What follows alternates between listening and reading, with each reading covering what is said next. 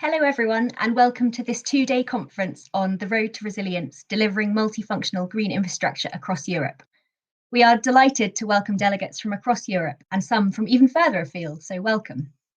My name is Jessie Fieth and I work for the Town and Country Planning Association. This conference is a culmination of the 5-year-long Planning for Environment and Resource Efficiency in European Cities and Towns, or PERFECT project. Through a programme of study tours, workshops, peer and stakeholder meetings, and production of expert materials, the PERFECT Partnership has used evidence and examples of the multiple benefits of green infrastructure to convince decision makers of the need to improve policy to prioritise the delivery of high-quality green infrastructure in urban areas. The project has partners from 7 countries: the UK, Hungary, Austria, the Netherlands, Slovenia, Slovakia, and Italy. And over the last 4.5 years-ish, we have all learnt a huge amount from each other and have been inspired to push for more action in our own regions. And we are looking forward to sharing some of these with you over the next few days. So the PERFECT project is led by the Town and Country Planning Association. And for those of you who are unfamiliar with us, we are a charity based in the UK who works to inspire, challenge, and support people to create healthy, sustainable, and resilient places that are fair for everyone. We have been working on EU-funded projects for over a decade, and they have been such an important source of expertise and inspiration for us, which we share with our networks. So also in the partnership, we have Cornwall Council, who are also from the UK, and they have been using the project experience to influence their local plan. In Hungary, the partner is the Social Extension of Somogy Development, Communication and Education, who cover the Somogy region. In Austria, it is the provincial government of Styria. In the Netherlands, the city of Amsterdam. In Slovenia, the Regional Development Agency of the Ljubljana urban region. In Slovakia, Bratislava Karlova Ves municipality, and in Italy, the municipality of Ferrara. Having all the partners in the PERFECT partnership, apart from the TCPA, being from local authorities, from varying towns, cities, and regions, has been a very important part of the project. It has enabled the partners to have early and ongoing identification of the common barriers that they face and also the goals. For example, they share challenges of trying to influence policy, and they also have to deal with the impact of local and national elections, and they value the value and difficulties of interdepartmental working.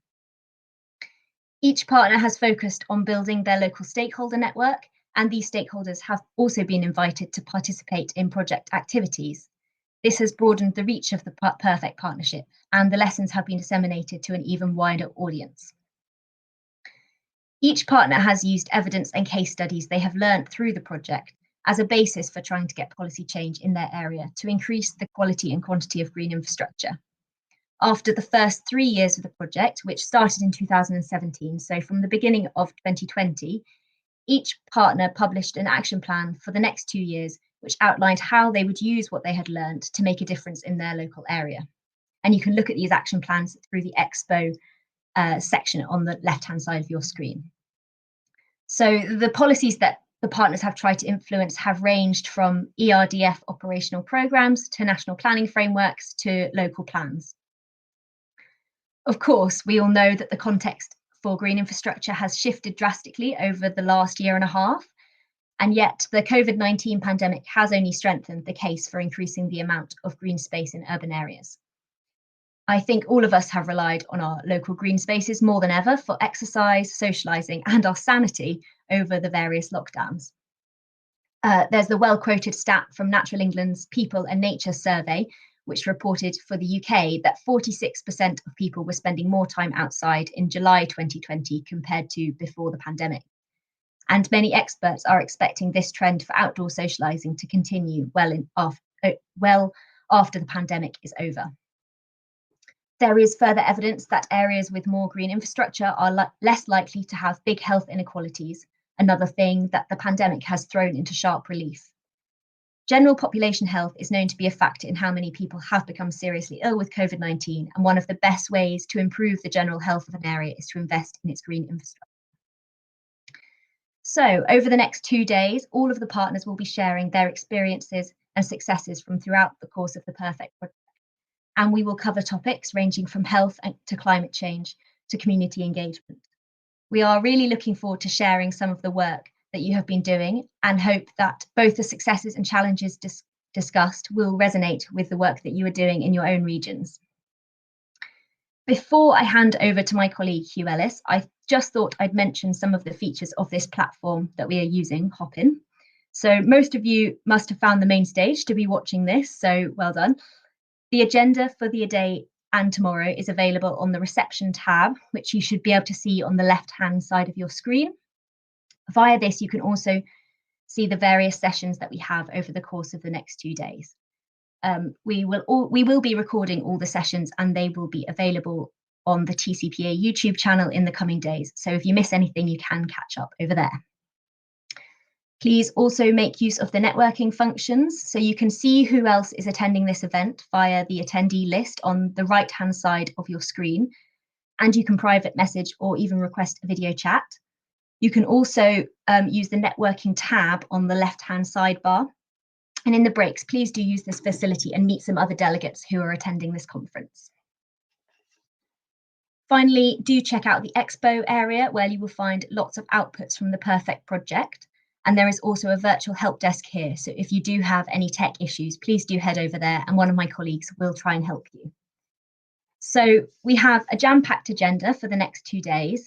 But following my colleague Hugh's keynote speech, we will have a session here on the main stage on green infrastructure for healthier places.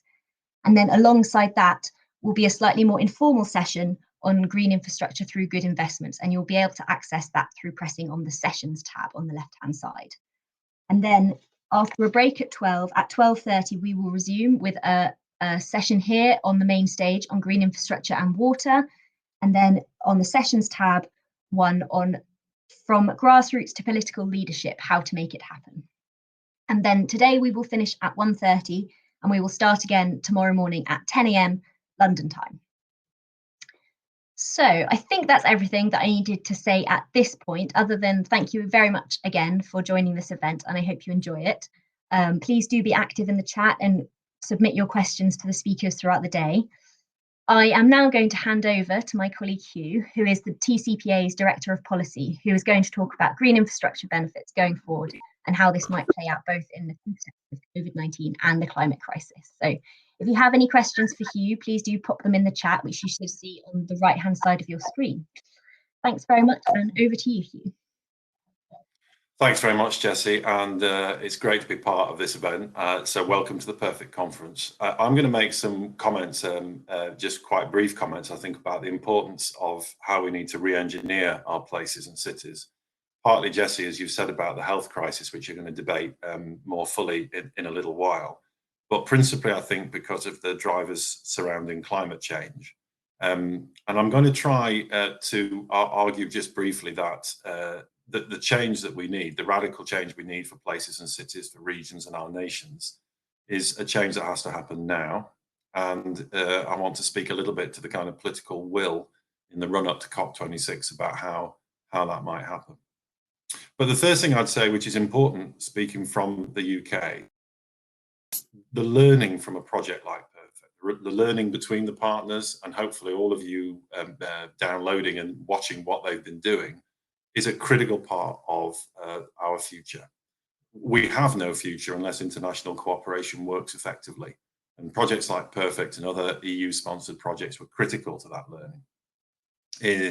Given my great age, it's been about 30 years working on climate change policy, and all of the most inspirational about wider city planning about health have actually come from visiting other cities and learning how real progress can be made. So my first message is that we mustn't and can never lose sight of that international cooperation. Europe has to learn from itself, because the scale of the crisis confronting our cities and places is such that there's no route on our own. There isn't time, there isn't the capacity to learn fast enough. It seems to me, it's those places and cities who can make themselves resilient to climate change, who can demonstrate of green and blue infrastructure that will have thriving and successful economies. So my bookend of what I'm going to say is, look, this is choice. This is choice time in 2021 in the run-up to COP. There simply isn't a fallback position or any more time to actually begin to re-engineer our places. So that first message about international cooperation is key, and that's why projects like this are so brilliant. The second message, I suppose, is the driving forces behind why this re-engineering of places is crucial. It's partly about health that you'll talk about. It's partly about inequality, which is one of the great barriers actually to successful living, really. But of course, it's rapidly going to be dominated by climate change, which is reshaping all of our places right now. And I think that there is no point trying to be, it's very difficult trying to be positive about the climate science, because the science we work with as professionals and planners and as communities is proven to be conservative. That's to say, underestimating the kind of impacts that we are experiencing. And I'm conscious that just the small coming in about destabilization of the western ice sheet on Greenland and the potential impacts on sea level rise that will have. But let's be honest, there is almost no scenario or very limited scenarios where even with radical reductions in carbon emissions, we won't exceed the 1.5 and 2 degree temperature, global temperature above pre-industrial levels. And that means that future generations have been bequeathed the most extraordinary challenge by my generation and older generations, which is this challenge of how to change everything that we understand, how we live and how cities and communities work. And the re-engineering of those places is a choice. And the green and blue infrastructure solution is a critical part of trying to move forward. So we know what these are. They are severe weather. They are increasing heat for urban areas. They are increasing an unpredictable surface water. And they are sea level rise. Easiest to grasp for many of our coastal cities, particularly walking around Rotterdam and the amazing things they do, and Amsterdam, of course, as well. We are going to be dealing with 1.5 meters of sea level rise conservatively in 80 to 100 years. Now, you just look up from where you are at this conference and just think and ask yourself this question: are we as nations prepared? Because I can be absolutely damn sure that the UK is not prepared for that scale of challenge. And if you're going to be prepared for that, you have to rethink. You have to absolutely rethink. And I think interesting thing about planners, people work in the built environment, and all of you involved in this debate is that essentially this is a creative practice. It involves imagination, and the success will be able to imagine a future. And it's a really difficult future. They'll be able to imagine it and plan for it. If you can't imagine 1.5 meters sea level rise and beyond, then you can't plan for it and you can't deal with it. So most of our problems will be about a failure of imagination. So we have to find a way through the climate crisis, and that in the run-up to COP, of course, reductions in carbon emissions. I don't need to repeat that message, which itself requires radical re-engineering of what we do. But I guess it also means that even if we do that, we're going to be involved in the long process of working out what adapting to climate change means. And so I want to spend a little bit of time talking just about that and where it might leave us before I move on to how green and blue infrastructure can kind of help that debate. I've talked about how the failure to get this right will be a failure of imagination, and those cities, towns and places that can't build resilience won't be insurable, and their kind of economic heart will slowly decline. The social impact of that goes with that, and plainly adaptation and climate impacts are also a social justice issue. Those with least are impacted most. But the challenge about it is that it's complicated, and it's based on individual place geography. So every community across Europe, every city, every municipality has a different set of geographies, a different set of issues to deal with. And that means that producing frameworks and strategies for the solutions around green and blue infrastructure have to be different everywhere. And that's quite a challenge, I think, in terms of doing that. It requires us to do things which are complicated but vital, which is take people with us. That idea that you'll hear about in the conference about grassroots movements of people is really important, because in fact, actually, very often, I think, across Europe, national governments have more or less failed to grapple with the climate crisis. And there are increasing grassroots movements of people, certainly in the UK. They are the driving force. And it's trying to find ways of supporting and enabling that action, particularly when it comes to dealing with planning. So you've got a multitude of different solutions, but you've also got the biggest challenge of all for us, which is these extremely long time periods. So my question to my UK colleagues is, if you're planners, how long are you planning for in your planning strategies? And in the UK or in England in particular, we tend to plan for 15, 20 years in our planning documents, in our strategies. And of course, is woefully inadequate. So minimum 100 years for climate change. And people say, well, how do we do that? Well, you do that by imagining it. And you do that by being courageous. It takes guts to think long term, to make assumptions and plan for them. But that's exactly what we need. And our work together, the work that certainly we've done at the TCPA, has taken us to a point where I think we're convinced that you have to plan for what we describe as rule of thumb. So you have to pick a future and then plan for it. And there will be mistakes on the way. There will be uncertainties, but pick a rule of thumb. So for our coastal cities on our east coast in the UK, our rule of thumb is 1.5 meters by 2100. Plan for that as a minimum. And then I think also we have to understand the resource issue. We've massively underestimated how much resource we need. But of course, in planning for green and blue infrastructure, you've got natural flood defences as an option, working with upland land management. It's not just about the urban environment. It's a holistic, whole systems approach to making this work that you need if you're going to be successful. And then I guess the other big issue for all of the partners and for the UK in particular and for England, because we're a complex place in particular, is do you have the regulation? Do you have the planning instruments? Do you have the powers to actually deliver the change that's required? And I think that is where the choice is brought into sharpest relief, speaking from just from England for a moment, because the great drive for the last decade to deregulate planning, to deprioritize climate change, to essentially to say that this can be left to market solutions, individual actions of individual businesses to respond to us, is one of the most spectacular failures of English planning policy. And it will be remembered as such because it undermines our ability to tackle the greatest challenge facing our society. And the lesson that flows from that's important for this conference, because actually what you need is a democratic and effective but powerful set of tools to be able to implement change. That means working with business, absolutely as partners, but it means that there is a guiding hand. And for me, only government working with communities can be that guiding hand. The only future cities have is with that kind of support. Now, for some of you across Europe, that may sound completely obvious, and you may be doing it, but it's a lesson from history and a warning that there isn't time for deregulation. There isn't time for leaving these powerful planning instruments to one side. And that's the other final thing about adaptation, isn't it? The challenge, which is with most of the problems confronting us, people always can, if to use an English phrase, we can kick the can down the road. There's always another 10 years. There's always another generation who will pick up the problem. Inequality can always be dealt with by somebody else at some other time.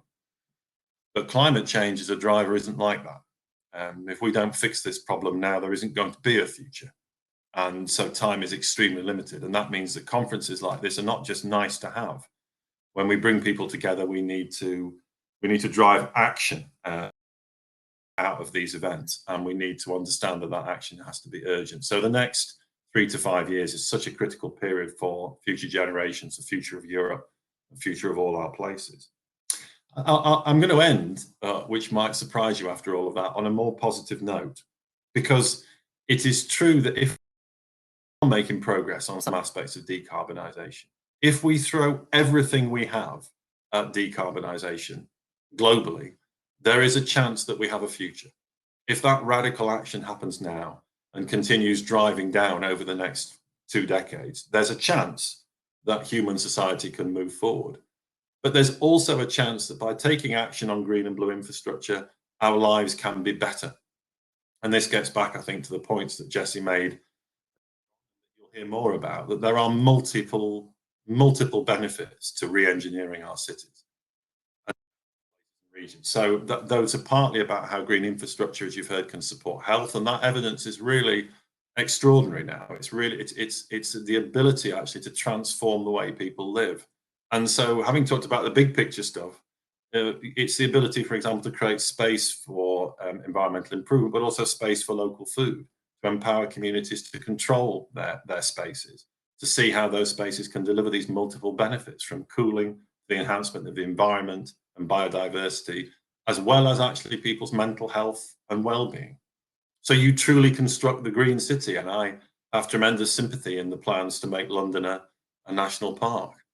Neither do I think that the actions that I've seen across Europe have to be, if you like, this incredibly expensive approach to greening cities. This is almost an exercise in gardening.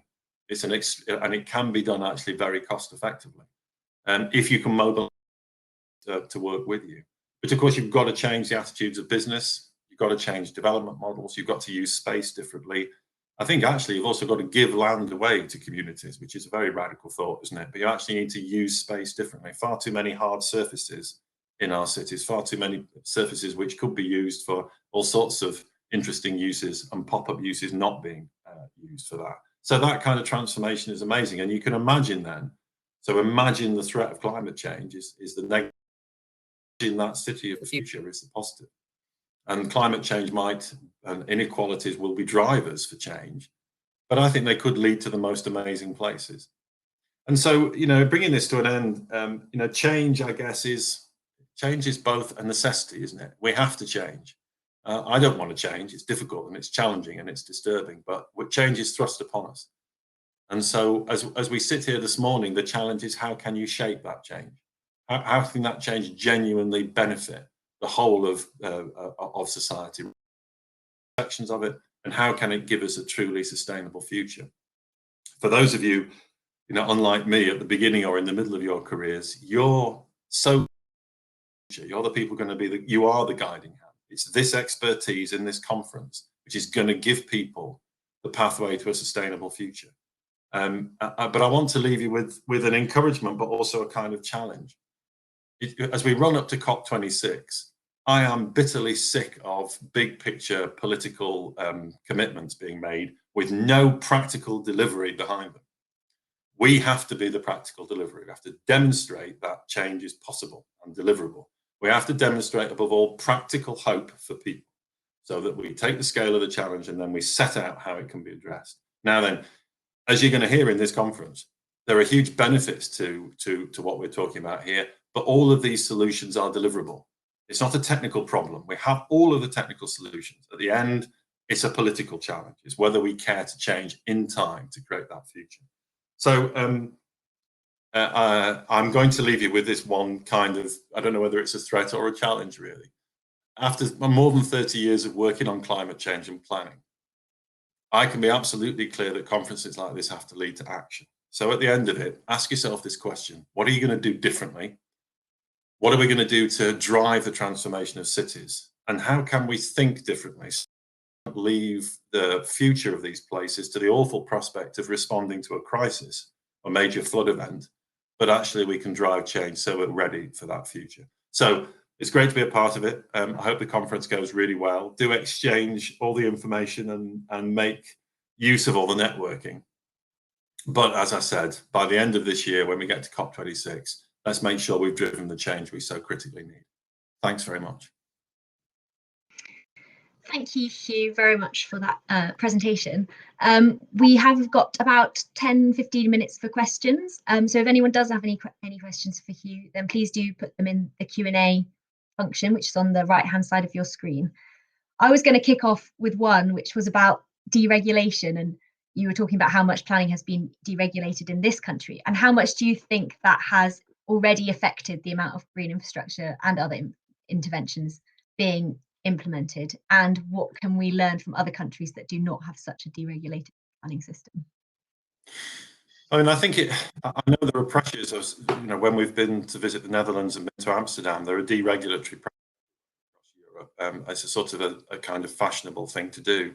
But I think people across Europe were always very shocked to discover how little control local authorities have in England over the future of their cities and the spaces in them. And of course, that reaches its height with the new deregulation that hits on August the 1st. So I don't want the answer to this question to be too sort of UK centric, but I think that, I've been saying across Europe for a decade, whatever you do, don't do what we've done. Not only does it undermine democratic control because people don't have a say over what happens, but it means that you've no levers to pull.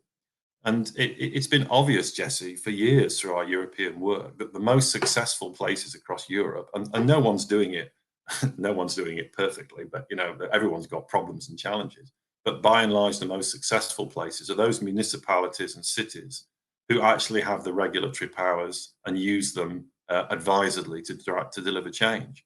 So when you see places that have got control over energy systems, over their green infrastructure, over transport and over housing, they can deliver solutions to climate change. When you come to some of our cities, local authorities are effectively bystanders to their own future. So the question there is, who is going to deliver the scale of this change that we need? And the answer is, well, no one. And then what happens in a very, very English way is that a crisis hits and everyone accuses everyone of saying, well, why didn't we know? Why didn't we do something? So the lesson is simply don't do what we've done. Use regulation wisely, make sure it's smart, make sure it's adaptable, and make sure it's democratic. It's not good in its own right, but yeah, it is the answer to the question. No one's proposed a different answer yet. That's fair enough. That leads on quite well to my second question, which was, you talked about grassroots versus sort of national, international interventions. How important do you think the balance is between those two things? And what should we be aiming for with that, really? Yeah, I mean, I think that's the most exciting thing. I think about action on climate change is that I know a lot of people of my generation think that the younger generation's interest in climate change is a bit like Agenda 21. If anyone in this conference remembers that, it's another environmental fad, and they'll all get over it. But the difference with climate change is, well, it is just very different. You can feel it in the air. I think it underestimates a generational commitment to trying to not just deal with climate change, but tackle the extinction events that go with it, and our attitude to the natural environment, which is frankly appalling in most cases. So I think those grassroots movements are not going away. And interestingly, Jessie, I think the reason they won't go away is because severe weather and climate impacts are not going away, are they? So there's a political fuel. So my town, we lost two people died in the last 18 months to flooding in the town I'm looking at now. We're having flood events on if you drew a graph, it just does this, up it goes, flood events. So in other words, we're not making this up. I think there's an assumption that we're all trying to be difficult about climate change. And if we all went away and then stopped talking about it, but coastal communities require enormous investment, and so do, upland areas that I'm sat in. So, I don't think it's going to go away, but that does mean that the pressure on us as a group, I mean a broad group, pan-European group of people who are meant to know about how to respond, our lives are going to be difficult. People need solutions, and they're going to need them very quickly. Thank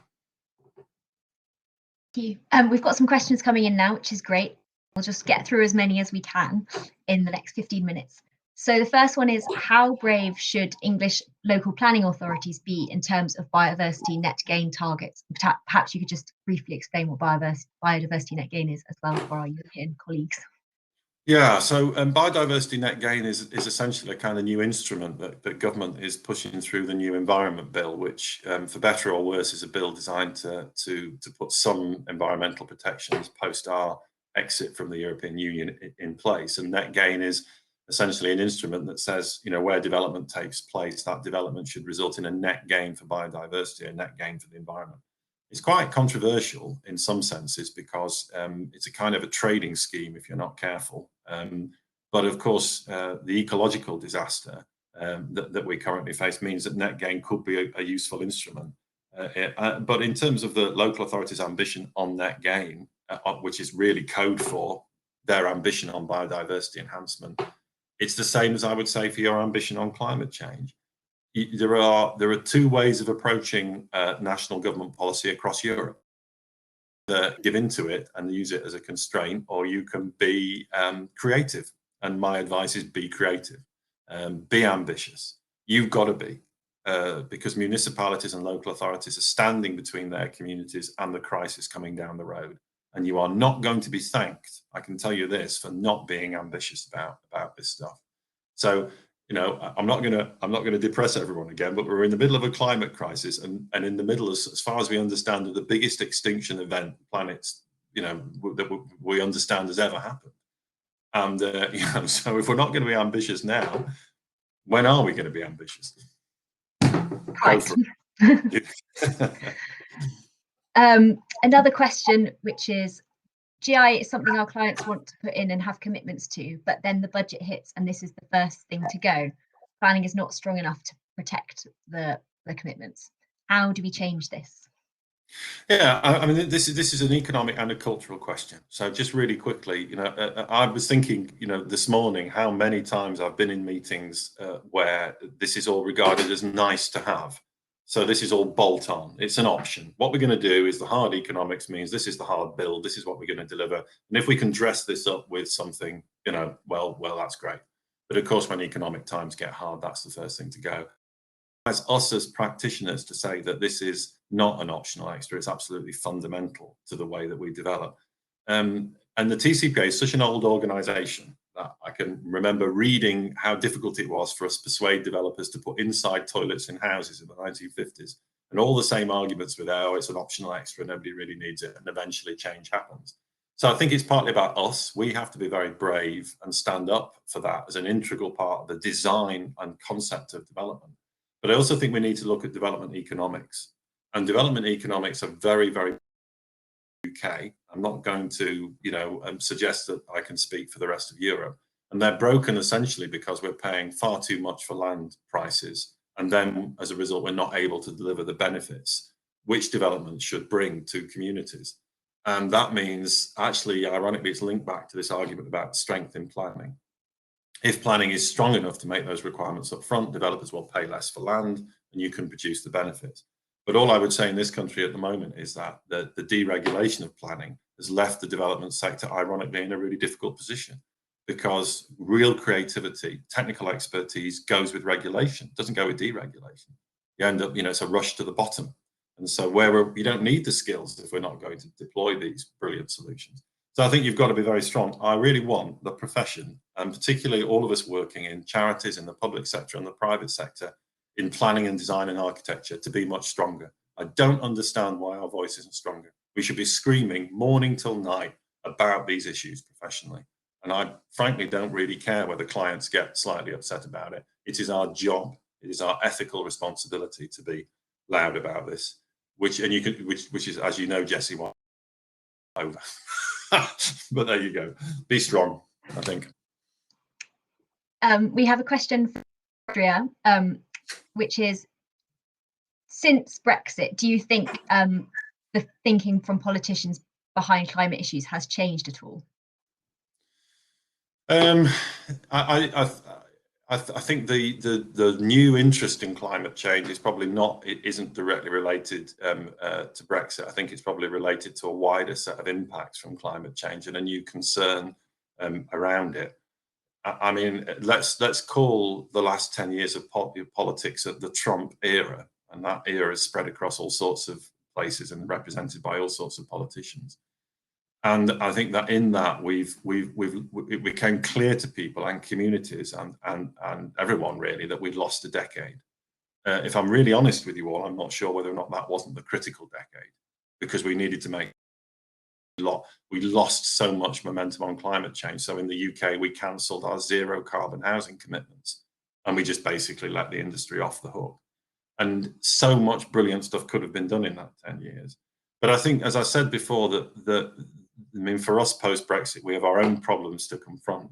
But if we can't act together on climate change from the UN down, then we simply don't have a hope. And I'm conscious, for example, just in the partnership learning across between the Netherlands and Hull. For example, Hull, a city I'm very interested in on our East Coast. The staggering difference in the resources and approach and capability between the cities, between nations which are so close together. So that cooperation is absolutely vital. But no, I'm not sure about that. I don't think, as I said, climate change is not going to go away as a political issue now. But the question is this: Boris Johnson can announce whatever carbon reduction targets he likes. The question is the infrastructure there to deliver them? And then is the infrastructure there to deliver the adaptation? All I can tell you from a UK context is that we are critically unprepared. We're policy rich, data rich, and action poor. So we know all about it, we don't do anything. Solve that problem by the end of this conference, please. That actually links very well to the next question, which is about data. Cities in developed countries wait until the quantitative evidence rather than experimenting. how can we get past this approach, given we don't have time to have ideal data sets? You might think that actually we do have the data now. Well, I was very struck when we've done European projects that, you know, that there's a vast difference in the data sets between countries and the UK, you know, but what we discovered, I think, in was, for example, you know, the UK's in municipalities and cities has got brilliant data, and it results in lovely shiny strategies, but nobody does anything, and it doesn't do anything because of that previous question about development economics. You know, we don't have the regulatory power to actually deliver anything, and that's a political and that's a political question, I think. So yeah, it's going to be, you know, it's going to be a struggle, but I would have said that this issue of rule of thumb is quite important, and more important than it looks. What I mean by that is that I think we can get bewildered by complex data, and that leads to this inaction. We almost have this kind of stasis where we know too much. And I particularly think that when you're asking municipalities in vulnerable places like coastal communities who don't have many resources and they don't have much capacity, and you then say to them, well, think about a carbon scenario for 50 years and then think about various adaptation scenarios. How are they meant to deal with that complexity? So what you need to do is give them a rule of thumb. You need to say, look, it's going to be about 2 meters. Crack on and do something about that. In other words, you need to remove the risk of the decision a bit by saying, this is what we think. And that's really important. So rules of thumb, which are not necessarily going to be perfect, but they are just milestones. You just say, we're going to be there. Let's plan for that. The danger in the UK is a lot of effort's been put into what's called adaptive pathways. In other words, we'll do a little bit now incrementally, and then we'll do more later on. But when you unpick that approach, that's about money. It's not about data or decent planning. It's actually much better to work out what will happen in 100 years broadly, plan for that strategically. That's how you make cities resilient. Adding 30 centimeters to flood defences every 5 years. It's not cost effective, and it doesn't make people feel safe either. That's the ironic thing. Right. Comment about surely we need GI to look at the linkages between climate change, biodiversity decline, well-being, and a just transition. All too often we work in silos. How do we get people out of these silos? And I think this is something that we've talked about through the Perfect Project and has been quite a common theme in terms of interdepartmental working. So hopefully this will be covered a bit. But Hugh, do you have any thoughts? I mean, I just want to agree. If I knew a solution, I'm sure I'd be rich to this kind of problem that we face about fragmenting our approaches. I think it's beginning to improve in other European countries, and I would say that the Perfect Project is one of the critical ways that we do that. But yeah, we're far too, as professionals, we're far too keen to divide the problem up and not have this holistic vision of place. And the only thing I would say that's interesting about that, it's not a solution, is that normal people don't think about life like that. So a lot of the grassroots action on climate change is about what's my home look like? What does the immediate street front look like? What's my immediate transport option? What's the feeling and emotion around living in a place? And that actually is a holistic view, isn't it? You're thinking about everything if you live in a place. And so thinking about how green and blue infrastructure, even the words we use, are not very accessible, are they? So thinking about how you transform places from people's human experience of them is probably the first step in thinking about holistic solutions, rather than thinking about them in these policy silos. That requires a real sensitivity from professionals about communities, which is difficult to find time for, people would say, but again, culturally, it's what we need to do. Exactly. A question from Wales. Can we really plan our way out of climate change when, for example, 90% of the houses we will have in Wales by 2050 have already been built? How do we enforce green infrastructure retrofit? Oh, well, these are getting to be the hardest questions of all, aren't they? I mean, I think that, the planning system that we have in England and Wales is, let's be all honest about it, is not good at retrofit. It's mostly focused. Of course, tragically, a good is also being focused not only in the wrong place in terms of resilience to flooding, but also built to the wrong standards and without the green infrastructure networks. But I suppose that the great leap forward that we need to take is to think about the problem holistically and then think about the regulatory systems we need, because retrofit is going to. But what I was struck by the projects I've seen, and this wasn't part of project, a previous project and grabs that that the TCPA was lead partner on in Amsterdam, was just seeing how transformation can take place without enormous environmental infrastructure. So particularly the ability to grow things up buildings, which has the multiple benefit of cooling the building, creating a nicer environment for people's mental and physical well-being. And also it's quite hard to graffiti, which is, so you have these benefits and that actually doesn't cost very much money.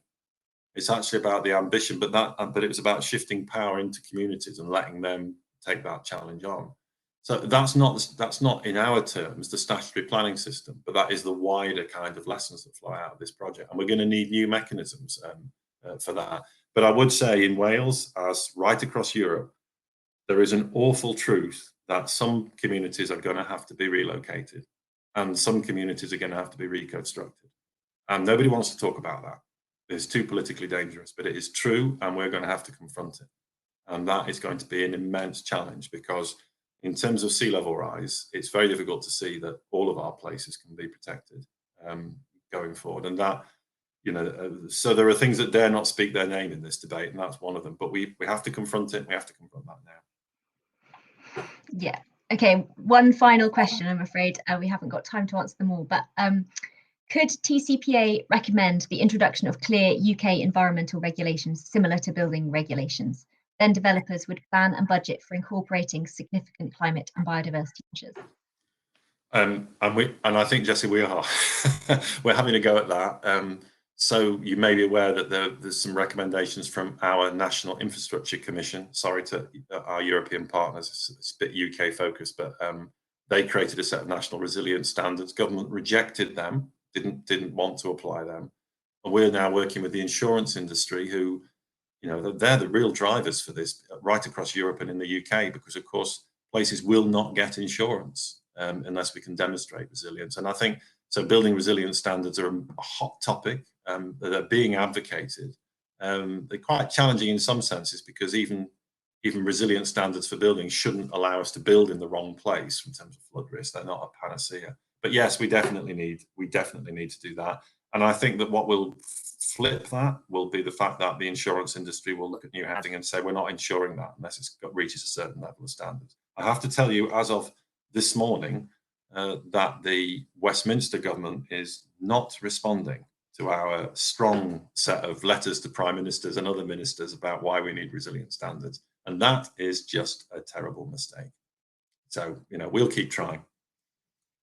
Yeah, we will. And if you're interested in that kind of thing, do keep an eye on the TCPA, the climate section on the TCPA website, because we'll update that with that kind of work.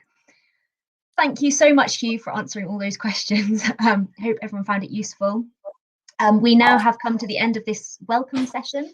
We have a short 15-minute break now, and then at 11 o'clock, we are going to return. You can either return here to the main stage for a discussion about green infrastructure for healthier places, or you can go to the sessions tab and there will be a discussion on green infrastructure for good investment, through good investment. So yeah, thank you very much for joining, and we'll see you after the break. Please do make use of the networking facilities and take a look at the expo during that break. Thanks, everyone.